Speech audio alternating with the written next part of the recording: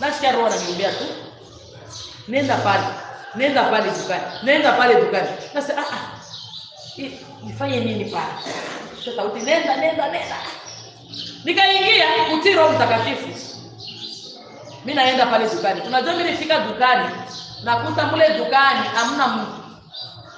Afu milango yote iko wazi, duka ina milango miwili. Mimi naingia mule ndani, nakuta ule binti hayumo, simu yake iko pale, pesa kwenye drawer iko pale, kila kitu ni supermarket. Hamna mtu kabisa. Mimi najiuliza, kama ni hawa vijana wadogozi, angeingia toka nakuta simu, pesa na hata vyenyewe vitu. Mimi natoka nje. Nasimama nje hivi nasema ngara ule binti yuko wapi? Mimi nasema anaumwa yuko wapi? Mtu hawezi kuacha mlango wazi hivi duka la hela na simu